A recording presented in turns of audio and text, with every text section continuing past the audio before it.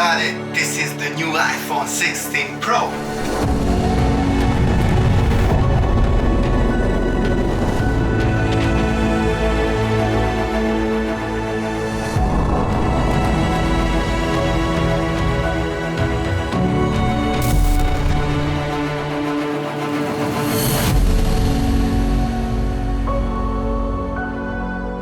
If you are as excited for the iPhone 16 Pro as I was in this intro, show it by smashing that like button. But if you are not excited, just like my B-roll animation, show it by smashing the like button 3 times.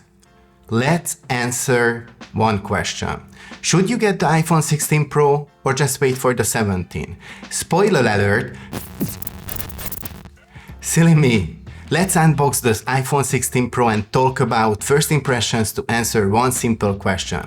Is it a groundbreaking upgrade we've been waiting for, or just another yearly subtle refresh? I always review what is in the box and not the future promise of a device, and this couldn't be any more true for this year's iPhone Pros. So, what's in the box? Apple keeps things minimal as always. You get the iPhone 16 Pro, a USB-C to USB-C cable, and some paperwork. But no stickers this year. This might be the end of an era. Oh, and no charger, which has become the norm, but still disappointing for some who are upgrading from much older models. At first glance, it looks just like the iPhone 15 Pro with the same titanium housing, but let's talk about what has changed. First off, the display sizes are a bit bigger by 2 inches, 6.3 inches for the Pro and 6.9 inches for the Pro Max. And this makes it the largest screen on an iPhone ever. But here is the thing, even with the bigger screen, the bezels have been reduced so the phone doesn't feel much bulkier. That being said, while using it, you can barely notice any difference. I literally have not noticed anything. Sometimes I reach to the phones and I don't even know if it's my 14 Pro or the 16 Pro. The titanium finish is lightweight but still feels premium and durable. I've got the black titanium version, and while it's sleek, if you are into fun, vibrant colors, you might feel a bit left out compared to the regular iPhone 16 models. But hey, we will get a case anyways, right? So, first impressions? It's premium, no doubt about it, but if you have been using an iPhone 15 Pro, you might not feel a huge difference right away. Or not at all. So, if you are considering upgrading, keep in mind that this really feels more like a refinement than a reinvention or a major leap. But what are your thoughts? Do you feel like upgrading? Let me know in the comments.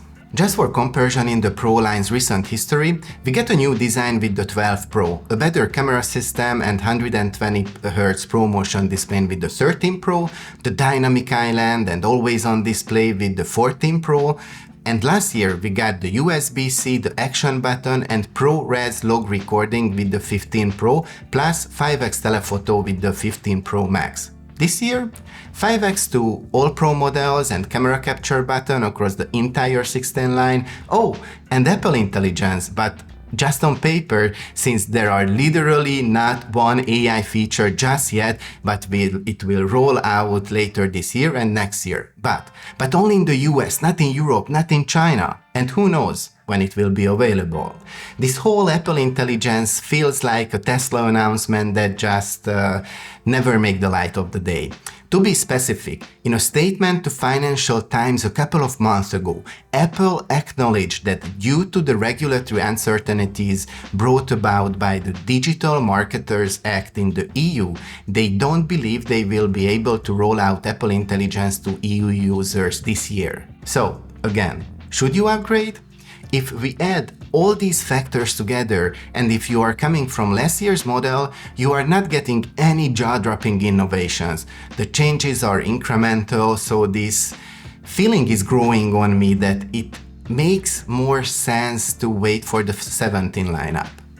That being said, if you are coming from an older model like the iPhone 13 Pro, the iPhone 16 Pro will feel like a major step up. But then again, for anyone with an iPhone 15 Pro or even a 14 Pro, it's not a revolutionary leap, at least not on the surface, or not at all. But This really is my first impression and wanted to share the excitement I got during the unboxing, but unfortunately I didn't get any excitement. So I gotta test it in real life to be able to give you a more in-depth review about the everyday use, battery, screen, and of course the camera. And it will be an in-depth one, covering all the little and big details, as well as with my $10,000 Sony a7S III camera. I did this with the iPhone 13 Pro and it still is incredible. So while you are at it, you could check the video if you want and you will be surprised. Click here. No, actually here. In a minute. So stick around for my long-term review and subscribe with the bell, like, comment, and thanks for watching. I'll catch you in the next one, maybe in this. Click. Bye.